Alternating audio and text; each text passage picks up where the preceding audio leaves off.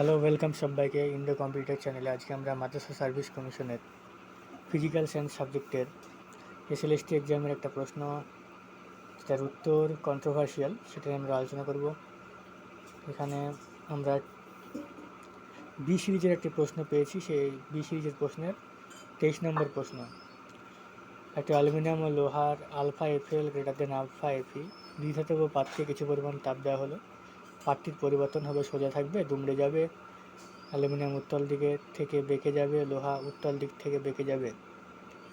এখানে উত্তর হবে অ্যালুমিনিয়াম উত্তল দিক থেকে বেঁকে যাবে, মানে অ্যালুমিনিয়াম বাইরের দিকে থাকবে, ভেতরের দিকে লোহার পাতটা থাকবে। এখানে অ্যালুমিনিয়ামের দৈর্ঘ্য প্রসারণ গুণাঙ্ক বেশি।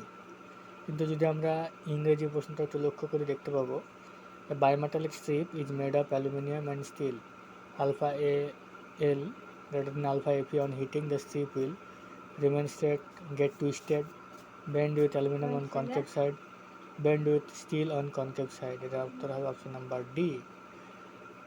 এখানে WBMSC মাদ্রাসা সার্ভিস কমিশন যে অ্যান্সারটিকে অফিসিয়াল অ্যান্সার হিসাবে জানিয়েছে সেটা হচ্ছে অপশন নাম্বার ডি। ওরা ইংরেজি ভার্সনের কোশ্চেনটাকে অ্যাকসেপ্ট করেছে, কিন্তু যে ছেলেটি বাংলা পড়েও সঠিক উত্তর দিয়ে এলো তার কী হবে?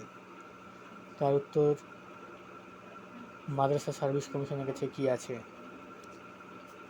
যখন কোনো পরীক্ষার্থী কোনো প্রশ্নের সঠিক উত্তর পেয়ে যায়, তখন সে কি আর ঘুরে ইংরেজি প্রশ্ন খুঁজতে যাবে যে বাংলা প্রশ্ন সলভ করে?